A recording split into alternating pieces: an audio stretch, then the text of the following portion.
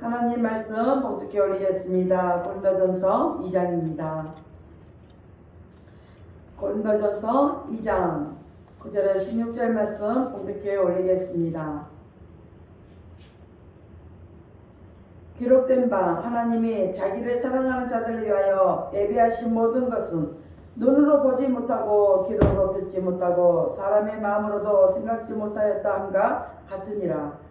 오직 하나님이 성령으로 이것을 우리에게 보이셨으니 성령은 모든 것 곧 하나님의 기쁜 것이라도 통달하시느니라. 사람의 사정을 사람의 속에 있는 영 외에는 누가 알리요? 이와 같이 하나님의 사정도 하나님의 영 외에는 아무도 알지 못하느니라. 우리가 세상 영을 받지 아니하고 오직 하나님께로 온 영을 받았으니 이는 우리로 하여금 하나님께서 우리에게 은혜로 주신 것들을 알게 하려 하심이라.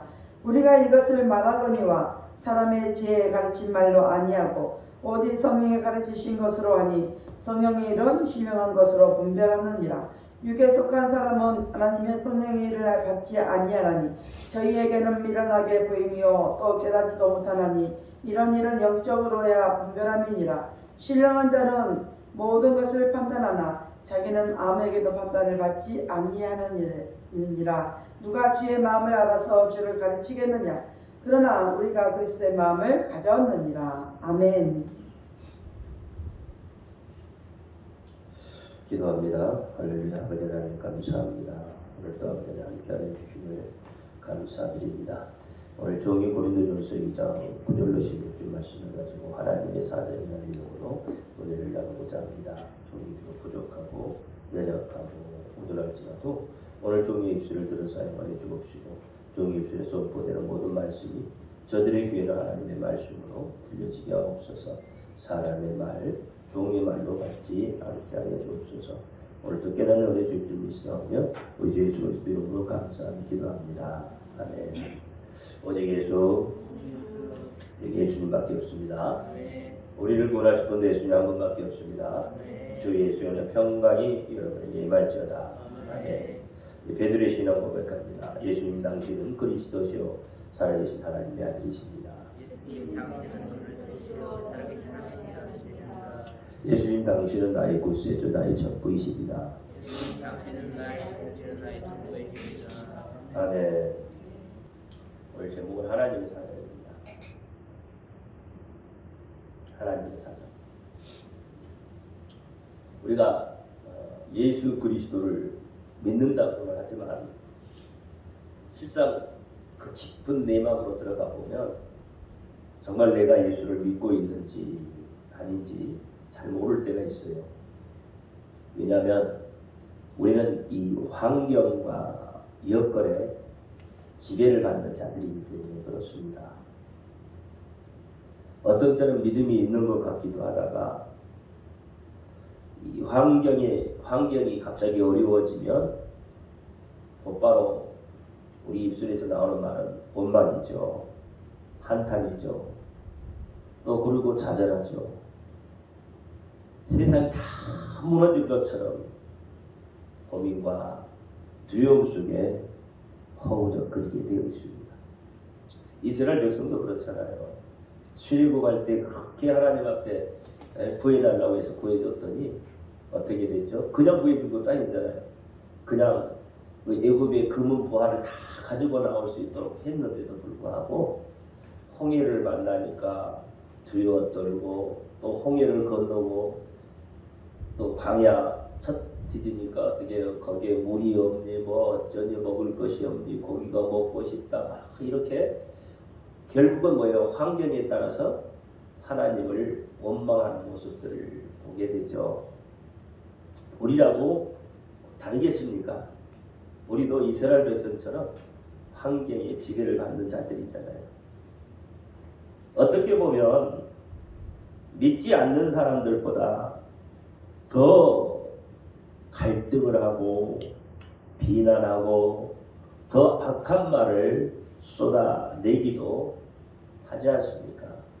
그러면 그 사람들을 보면서 저 사람이 과연 예수를 믿었던 사람인가? 그렇게 의아할 때도 있잖아요. 왜 그럴까요? 제가 가만히 생각해 보니까 답은 예수님에 대한 믿음의 확증이 없기 때문에 그런 것 같아요. 구원에 확신이 없어요. 다시 말해서 내 안에 와 계시는 그 성령님에 대해서 우리가 사실 오해를 하고 있고 또 성령님에 대해서 무지하기 때문에 그렇습니다. 이 성령의 역사를 하면 어떤 희한한 능력이 나타나면 그게 성령의 역사라고 생각을 해요. 그게 다라고 생각을 한다 이 말이에요. 성령 하나님이 일하심을 사실 우리는 경험하지 못하고 있습니다. 그리고 내가 어떤 존재인지 자신의 존재에 대해서 깨닫지도 못하기 때문에 결국은 모든 삶이 자기 중심적인 삶이 되기 때문에 그렇습니다.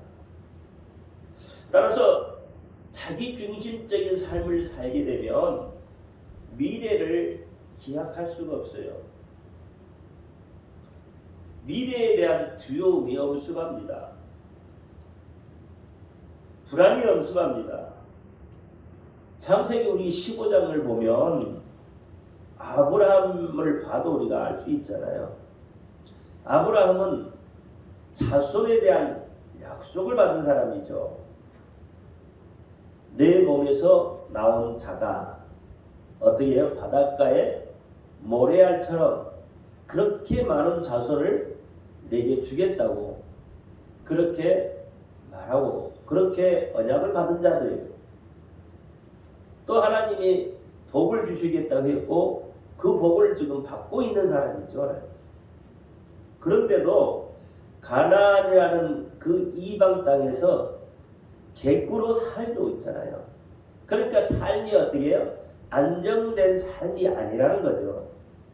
그래서 안정된 삶이 아니기 때문에 가나안 족속들이 언제든지 자기를 혹 죽일 수 있을까? 죽이지 않을까? 라는 두려움이 있게 되는 거죠. 그래서 아브라함은 이 조급한 그 모습을 하나님 앞에 보여요. 두려움 때문에 자기 소견에 좋을 대로 행동을 해요. 아브라함이 왜 들어왔다고요? 약속이 더디 왔기 때문에 그래요. 또 이방의 객으로 안정적인 삶이 아니었기 때문에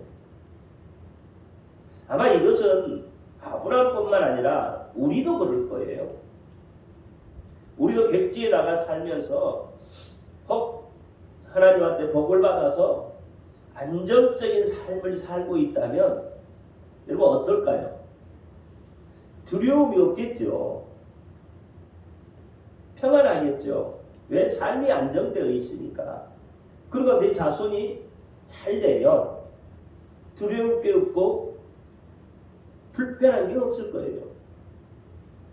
근데 만약에 그렇지 않다면 아브라함처럼 내 소견에 좋을 대로 뭔가를 하려고 애를 쓸 거예요.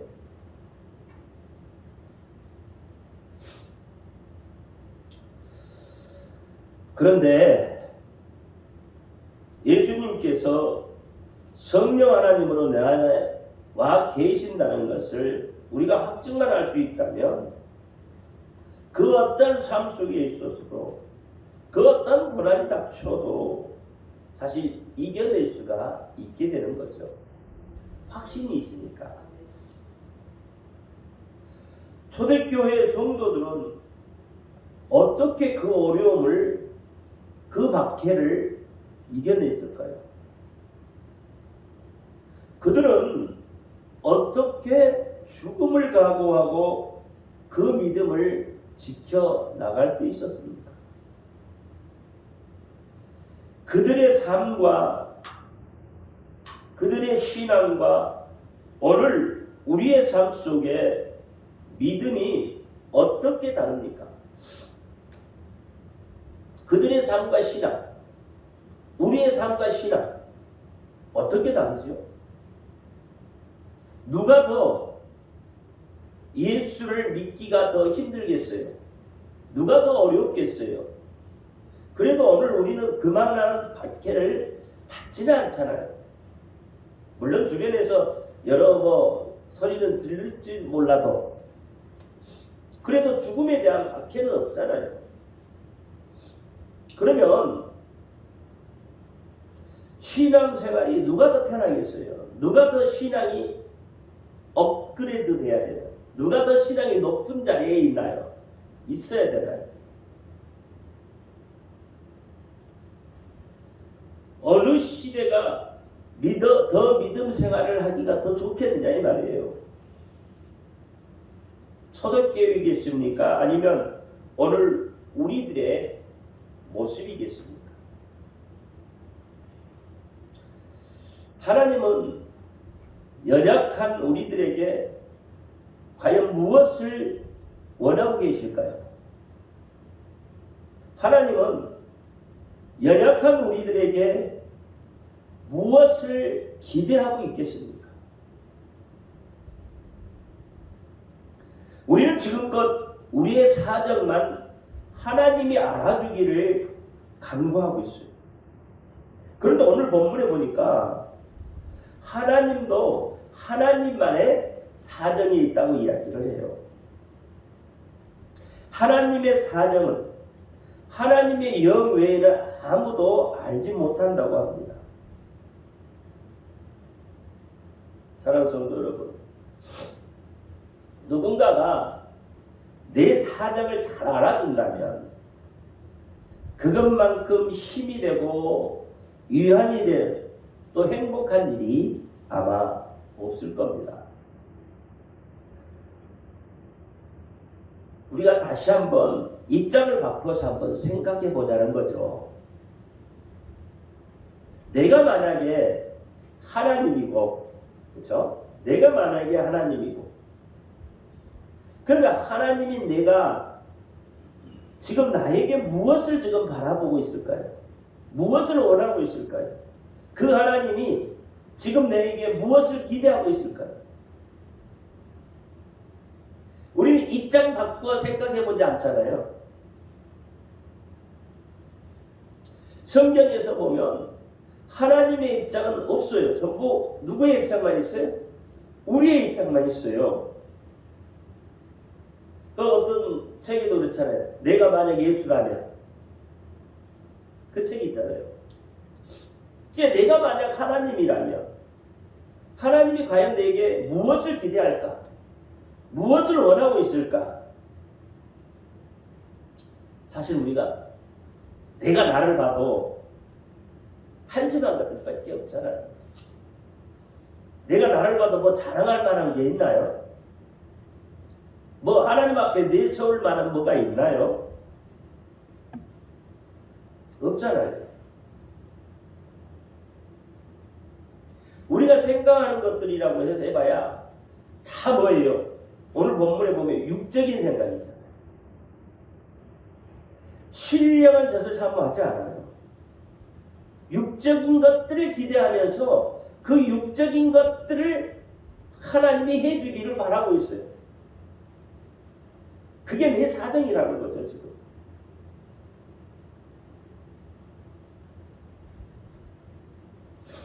바라고 기대할 수 있는 것이 전무한 정말 버러지 같은 우리 인생을 향하여 그래도 하나님은 우리를 사랑하시고 은혜를 베풀어 주셨어요. 우리가 오늘 호흡하고 사랑하고 살 수 있는 것은 하나님의 은혜가 아니면 안 됩니다. 우리가 살 수 없는 하나님의 은혜가 아니면 우리가 살 수 없는 존재라는 것을 오늘 본문은 우리가 깨닫기를 원한다고 말씀을 하고 있습니다. 오늘 본문 12절에 우리가 세상의 영을 받지 아니하고 오직 하나님께로 온 영을 받았으니 이는 우리로 하여금 하나님께서 우리에게 은혜로 주신 것들을 알게 하려 합니다. 전부 뭐예요? 은혜가 아니면 안 된다는 거예요. 그걸 깨닫게 하기 위해서 그런 거죠. 성령이 내 속에 오셔서 그걸 깨닫게 하시는 거예요. 내가 어떤 존재라는 걸 깨달으면 하나님이 어떤 분이라는 것을 저절로 알 수 있게 된다 이 말이에요. 우리는 세상의 영을 받지 아니하고 오직 하나님께로 온 영, 성령을 받은 자들로서 우리의 사정만 하나님께 아는 게 아니라 하나님의 사정, 하나님의 속마음을 좀 헤아려 볼 수 있어야 되겠다는 거죠. 그런 사람들은 여러분 믿음이 흔들릴 수가 없습니다. 그 믿음은 견고할 수밖에 없어요. 무너지지 않습니다. 왜? 하나님의 사정을 아는데요.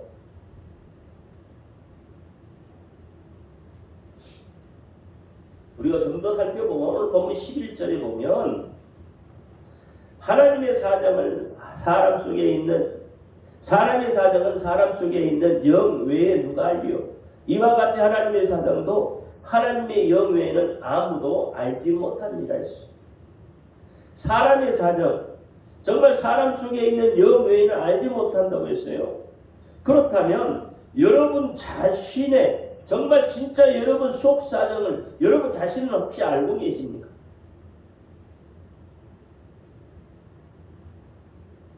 아니 여러분이 알고 있는 속 사정, 내 자신의 속 사정을 혹시 여러분 알고 있어요?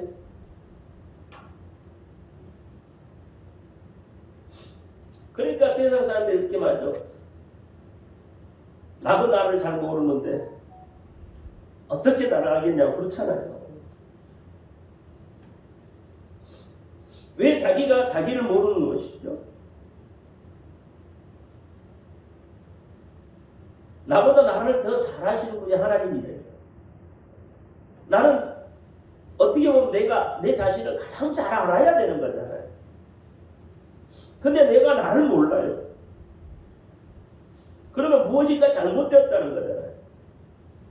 내가 나를 모르면 뭔가 지금 막혀있고 뭔가 잘못됐다는 거예요. 우리의 영 외에는 모른다고 하잖아요. 그러면 우리 영이 모른다는 이야기는 우리 영이 죽어있다는 이야기잖아요. 우리 영이 잠들어 있다는 이야기잖아요. 그러니까 내가 나를 모르는 거죠. 영이 잠들어 있으니까. 다시 말하면 영이 죽어 있으니까 내가 내 속사정을 모르는 거예요. 이상할 거 없잖아요. 죽은 자가 어떻게 산 자의 사정을 알겠어요? 모른단 말이에요. 영이 죽어 있기 때문에 사실 우리는 육적인 것만을 도모하고 있어요. 영이 죽어 있기 때문에 육적인 것만을 생각해요. 영이 죽어 있기 때문에 육적인 행동만 해요. 영이 죽어 있기 때문에 미래에 대한 불안 때문에 두려워한다 이 말이에요. 이것이 마치 내 속사정인 것처럼 하나님 앞에 이야기하지만 그건 내 속사정이 아니에요. 겉사람 육체예요. 육체. 육체에 필요한 것을 구하고 있는 거예요. 영이 살아 움직이지 못하니까 아무것도 모르는 거예요. 하나님의 사정도 하나님의 영 외에는 모른다고 하잖아요. 그런데 우리가 성령을 영접하면 하나님의 사정을 알 수 있게 되는 거예요. 왜요? 성령은 누구의 영이에요? 하나님의 영이시기 때문에 그 하나님의 영이 내 속에 오셔서 일을 하시는 것이죠. 그러면 우리가 어떻게 당연히 하나님의 속사정을 알 수 있게 되는 거죠. 우리가 예수를 믿는다고 하지만 성령을 모르고는 예수님을 온전히 이해할 수가 없다 이 말입니다. 그래서 고린도전서 12장 3절에 그러므로 내가 너희에게 알게 하노니 하나님의 영으로 말하는 자는 누구든지 예수를 저주할 자라 하지 않고 또 성령으로 아니하고는 누구든지 예수를 주시라 할 수 없느니라 했어요. 그러니까 성령을 모르니까 여러분 헛소리 한다 이 말이에요. 마태복음 25장에 말씀하시는 것처럼 마지막 때에는 둘로 나눠지게 되어 있습니다. 성령을 받은 사람과 그렇지 아니한 사람으로 나눠져요. 마태복음 25장에 어떤 비유가 있어요? 열처녀 비유, 그렇죠? 또 양과 염소 달란트 비우잖아요. 극명하게 나눠진다 이 말이에요. 마지막 때는 예수님 다시 오실 때는 이게 극명하게 나눠지게 되어 있어요. 성령 받은 사람, 즉 성령 충만한 사람은 어떤 사람이냐 이 말이에요. 데살로니가전서 5장 16절 17절 18절에 보면 항상 기뻐하라, 쉬지 말고 기도하라, 범사에 감사하라 그랬어요.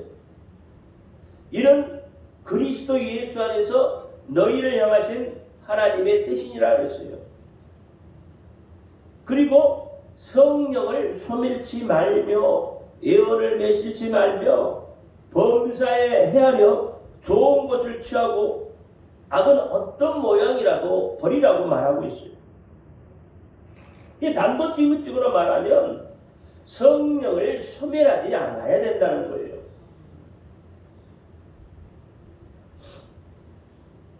여러분, 성령은 어떤 문제 때문에 소멸할 수 있습니까? 성령을 내 속에 오시는데 이 성령이 활동하지 않도록 방치해 놓을 수 있는 일이 뭐냐 이 말이에요. 어떤 문제 때문에요?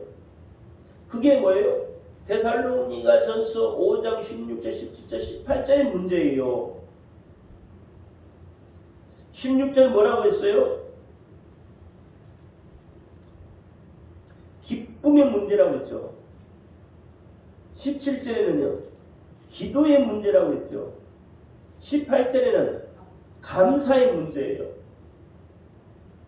그러니까 여러분의 삶에서 기쁨을 잃어버리면, 그렇죠? 기쁨을 잃어버리면 만사의 다 불편하잖아요. 기쁨이 없으니까 모든 일을 하기가 싫어지잖아요. 이 기쁨이 없는 사람들의 모습이에요. 그리고 조그만 일에도 짜증을 내게 되는 거예요. 서로 불편해지죠. 그러니까 내가 기뻐할 일이 없다는 이야기잖아요. 그러니까 성령이 없으니까 기뻐할 일이 없는 거예요. 기도의 문제라고 그랬어요. 기도는 영적 호흡이라고 그랬어요. 그럼 영적 호흡이 안 되니까 어떻게 해요? 답답해지는 거죠. 기도하지 않으면 영적 호흡이 없어요. 숨을 못 쉬어요. 육체도 호흡을 해야 살아요. 호흡을 하지 못하면 죽어요. 영의 사람들이 영적 호흡을 하지 못하면 죽게 되는 거예요. 그래서 기도하라고 하는 거예요. 그래서 어떻게 우리의 삶의 문제가 기도하지 않았기 때문에 이 삶의 문제들이 일어나는 거예요. 기도하면 하나님이 앞서 행하시고, 하나님이 지키시고, 하나님이 보호하시고, 하나님이 도우시고, 하나님이 함께 하신다 이 말이에요. 그 다음에 감사의 문제다.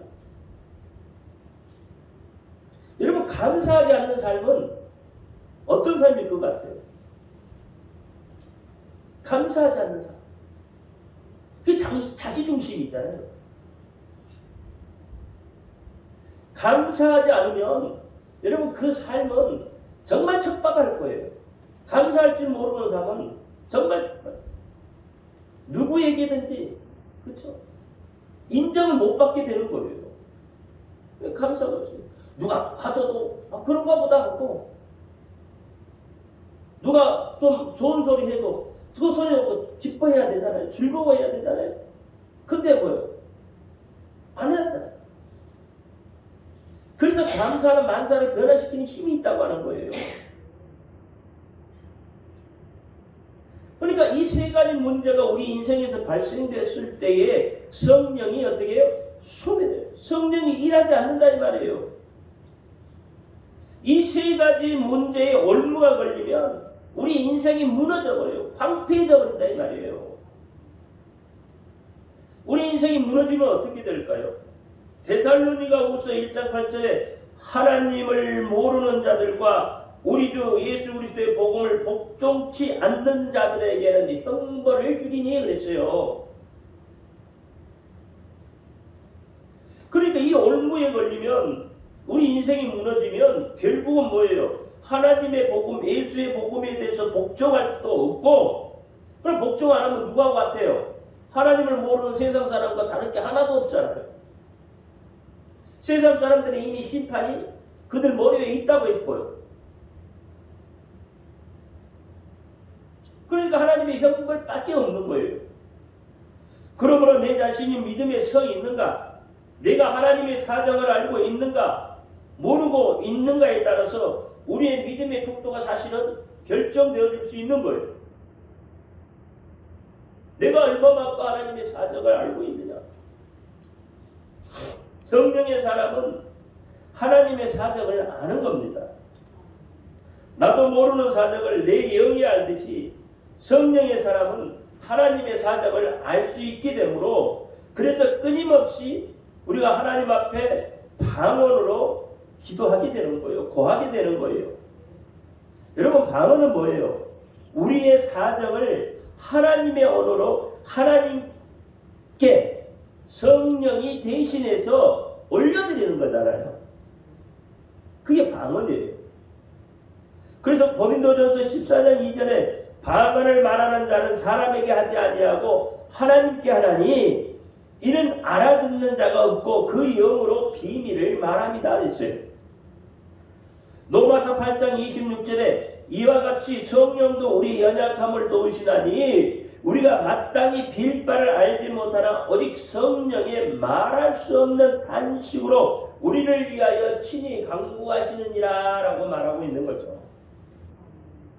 여러분, 방언으로 기도하면 하나님이 알아듣습니다. 마귀를 알아들을 수도 없어요. 웬만한 사람도 못 알아들어요. 하나님만 알아들어요. 왜 그래요?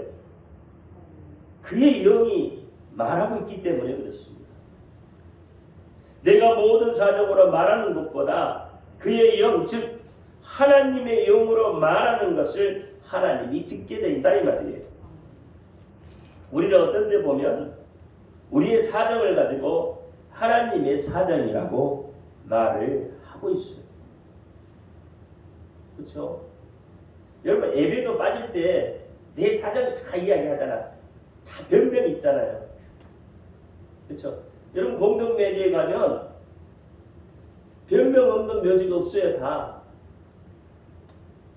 변명이 있어요. 뭐 늦잠을 자셨든지,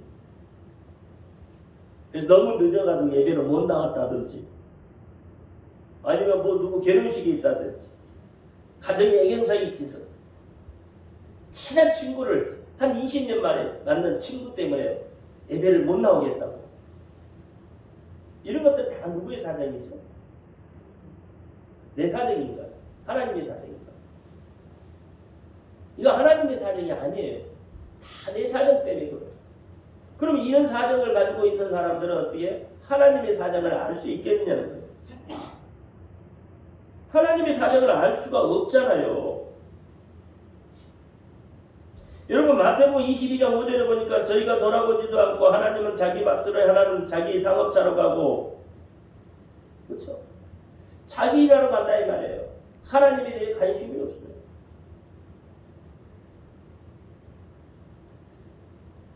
우리의 믿음도 신앙도 사실은 자가당착에 빠져 있다 이 말이에요. 그것이 마치 옳은 것처럼 내 생각에 그게 자가당착이잖아요. 성령으로 거듭났다는 것은 하나님의 사정을 안다는 거예요. 하나님은 자신의 모든 사정을 사실 우리가 알기를 원하고 계셔요. 그래서 하나님의 영을 받은 사람에게 당신의 사정을 알려주고 있는 거예요. 하나님의 영이 임하신 하나님의 사람은 하나님의 사정을 아는 거예요. 독생자 예수를 희생시켜야만 했던 그 하나님의 아픔을 사실 알게 되는 거죠. 그러니까 그들이 뭐예요? 선교하고 전도하고 순교하고 예수 이름 전하라, 그렇게 하는 거예요. 예수님께서 오셔서 그렇게 멸시와 천대를 받아야 했는지, 그가 왜 십자가의 고통을 견뎌야만 했던 그 아픔의 사정을 알 수 있는 것은 오직 하나님의 영을 받은 사람만이 안다 이 말이에요. 그러니까 이런 사람들은 절대 헛소리 할 수가 없죠. 이런 사람들은 성령의 어떤 그 역사라고 하는 그런 은사가 나타나는 것에 대한 집중하지 않아요. 하나님의 말씀에 집중하지 은사 나타나는 것에 집중하지 않아요. 때로는 은사도 어떻게 해요? 우리가 필요하지만 그것에 집중하지 않는다 이 말이에요. 그것에 현혹되지 않는다 이 말이에요. 그것 잘못하면 여러분 가스라이팅 당해요. 엄청나게 무서운 거예요. 하나님의 말씀만이 여러분을 살려요. 하나님의 그 아픔이 그대로 전달되어서 예수의 복음만 전할 뿐이에요. 생명에 대한 애착이 생겨 안 하고 평안에 대한 야심이 살아나는 거다 이 말이에요. 인간의 경험은요, 그 인간이 죽으면 그걸로 끝나는 거예요. 아무리 여러분 우리가 많은 경험을 했다고 해도 그건 그 사람의 경험일 뿐이에요. 내가 경험하지 않으면 의미가 없어요. 그러나 하나님의 경험은 죽음 이후에도 부활의 역사를 통해서 다시 나타나요. 어찌해서 하나님이 죽기까지 흙의 먼지 같은 사람을 사랑하셨습니까? 하나님 우리를 사랑해야만 하는 이유는 여러모로 우리가 찾아봐도 찾아볼 수 있는 게 하나도 없어요. 그래서 은혜라고 하는 거예요. 하나님이 대신 죽어야만 할 우리의 모습이 있나요? 그만큼 하나님을 기쁘게 하는 그런 어떤 것들이 있나요? 하나님을 만족시킬 만한 뭐가 있나요? 아무리 찾아봐도 없어요. 그러니까 은혜가 아니면 아무것도 아니다. 은혜를 했어야 된다고 그래요.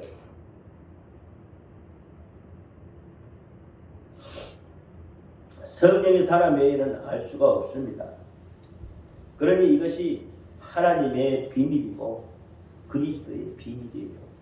이 비밀들이 아무나 다 알 수 있으면 그렇죠? 그 비밀일 수가 없는 거죠. 여러분 우리가 겸손하다고 하는 것은 굽신거리는 것이 겸손한 게 아니에요. 겸손한 것은 예수 그리스도께서 십자가에 못 박힐 수밖에 없는 그 사정을 알고 우리의 입술을 벌려서 예수 그리스도를 증거하는 것이 하나님의 눈에서는 겸손하게 보인다 이 말이에요. 사람은 어떻게 해요? 막 굽실거리고 막 이래야 겸손한 것처럼 보이지만 하나님은 절대 그렇지 않다 이 말이에요.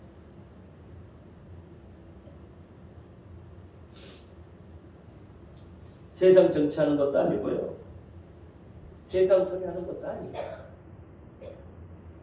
나를 위해서 생명을 내어놓으신 그 예수 그리스도를 말하는 거예요. 하나님의 사정을 증거하는 것이다 이 말이에요. 그러니까 사도행전 2장이 그러잖아요. 성령이 각 사람 머리 위에서 임할 때에 그들이 각자 다른 말로 이야기했는데 다 똑같은 말로 알아듣잖아요. 그들이 똑같은 말로 알아들은 내용이 뭐일 것 같아요? 내용은 하나예요. 예수 그리스도에 대한 내용이에요.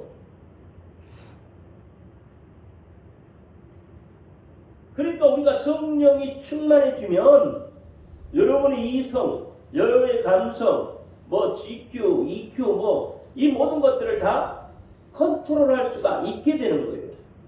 왜? 성령이 함께 하십니다. 성령이요. 그런 사람이 입술의 열매도 아름답다 이 말이에요. 바로 그가 성령의 사람이고 예수의 사람이에요. 그러니까 내가 성령의 사람인지 지금 예수의 사람인지 아니면 세상 사람인지 알 수 있는 가장 쉬운 방법은 뭘까요? 입술이죠. 그 사람의 입술에서 어떤 말이 나오는가? 아무리 많이 배우고 지성이 있다고 할지라도 그 입술의 열매가 못 됐다면 그 사람은 성령 받은 사람이 아닌 거죠. 여러분 부모의 사정을 자식이 몰라주면 서운한 것처럼 하나님의 영을 받았다고 말하면서 하나님의 사정을 모른다면 하나님도 좀 서운하실 것 같아요. 하나님의 영은 하나님의 사정을 감추지 아니하시고 우리에게 알려주시고 계세요. 그러니까 내 사정을 안다면 그것으로 끝나는 것이 아니라 끝나는 것이 이렇게 내 사정을 안다면 사실 그것으로 다 끝나버린 거죠. 그렇죠? 누군가가 내 사정을 안다면 그거나 다 끝나는 거예요. 더 이상 뭐 말할 필요가 없잖아요. 그냥 하나님도 마찬가지예요. 우리가 하나님의 사정을 안다면 더 이상 말할 게 없어요. 하나님이 주시고자 하는 모든 복은 다 받아 누릴 수 있는 거예요. 하나님의 사정을 아는 사람. 더 말할 필요가 없다 이 말이에요. 하나님 앞에. 그래서 서로의 사정을 알면 화목하게 되는 거예요. 하나님의 사정을 알면 하나님과 우리가 화목하게 되고 이웃의 사정을 알면 이웃과 화목하게 되는 거예요. 그런데 서로의 사정을 모르면 분쟁이 생겨나고 불신하고 싸움만 일어나게 되는 거잖아요. 빌립보서 3장 3절에 하나님의 성령으로 봉사하며 그리스도 예수로 자랑하고 육체를 신뢰하지 아니하는 우리가 곧 할례자니라. 성전에서의 봉사도 하나님의 사정을 모르면 사실 봉사할 수 없어요. 하나님의 사정을 알면 그대로 다 할 수 있게 되는데 하나님의 사정을 모르면 내가 교회 와서도 봉사하는 것도 이게 왜 봉사해야 하는지 이유를 모르니까 몇 번 하다가 어떻게 실증 내버리는 거예요. 그리고 아무것도 안 하려고 해요. 그렇잖아요. 내가 누구를 위해서 희생하는 것도 그렇다 이 말이에요. 하나님의 사정을 알면 내 목숨까지도 내어놓아서 희생을 할 건데 그 사정을 모르니까 어떻게 해요? 내가 나타나니까 하기 싫어. 당연한 거죠. 예수님도 겟세마네 동산에서 최후의 기도 시간에 하나님이 원하는 대로 하옵소서라고 했어요. 즉 예수님은 하나님의 아버지의 사정을 알게 십자가의 고통을 지셨다 해요. 사단은 사람이 하나님의 사정을 알 수 없도록 합니다. 하나님의 사정을 알 수 없도록 사단은 방해해요. 여러분 베드로의 고백도 그렇잖아요. 베드로의 고백이 뭐였어요? 주는 사람 그리스도시요 살아계신 하나님의 아들이십니다. 이 고백 위에 어떻게 해요? 예수님이 칭찬하셨잖아요. 그렇죠? 근데 곧바로 뭐라고? 곧바로 절대 예수님은 어떻게 해요? 그렇게 죽지 않을 거예요. 왜? 우리가 있는데 어떻게 죽어요? 우리가 지켜줄 거예요. 라는 거죠. 그런데 마태복음 16장 23절에 보니까 예수님께서 돌이키시며 베드로에게 이르시되 사단아 내 뒤로 물러가라. 너는 나를 넘어지게 하는 자로다. 내가 하나님의 일을 생각지 아니하고 도리어 사람의 일을 생각하는도다. 베드로는 좋은 뜻에서 분명히 이야기했죠. 그런데 어떻게 해요? 책망받잖아요. 예수님 내가 지켜줄 테니까 예수님 대신 잡혀갈 때 내가 대신 잡혀갈게요. 내가 예수님 지켜줄게요. 누구의 생각이에요? 자기의 생각이잖아요. 그러니까 사단은 그렇게 한다 이 말이에요. 하나님의 사정을 알 수 없도록 왜 예수님이 십자가에 지셔야만 했던 그 이유, 그렇죠? 우리의 죄, 그렇죠? 그래서 로마서 8장 9절에 만일 너희 속에 하나님이 영이 거하시면 너희가 육신에 있지 아니하고 영에 있나니 누구든지 그리스도의 영이 없으면 그리스도의 사람이 아니다 그랬어. 하나님의 사정을 알기를 원합니까 여러분? 하나님의 사정을 알면 그것이 바로 인생의 지름길이에요. 하나님의 사정을 알기 때문에 하나님이 왜 천지를 창조하셔야만 했고 왜 인간을 만드셔야만 했고 인간들의 세상 속에 예수 그리스도를 보내셔야만 했고 또 예수 그리스도를 보내셔서 그 예수가 십자가의 고통을 받고 죽기까지 하셨냐 말이에요. 그 이유를 성령 받은 사람을 통해서 알게 하시고 증거하게 하신다 이 말이에요. 그래서 디모데후서 3장 16절에 모든 성경은 하나님의 감동으로 된 것으로 교훈과 책망과 바르게 함과 의로 교육하기에 유익하다 했어요. 성경도 하나님의 영에 감동된 사람이라고 했어요. 그러니 하나님의 영에 감동된 사람이 성령을 통해서 하나님의 사정을 알게 되는 거예요. 하나님의 사정도 모르면서 하나님의 하시는 일을 끌어내는 사람들이 사실 얼마나 많은지를 모릅니다. 에베소서 5장 17절에 그러므로 너희가 이것을 말하며 주 안에서 증거하노니 이제부터는 이방인이 그 마음에 허망한 것으로 행한 같이 너희는 행하지 말라 했어요. 이방인들 같이 허망한 것 그것을 행하지 말라. 그러니까 예수님의 사정 하나님의 사정을 모르면 말하지 말아야 된단 말이에요.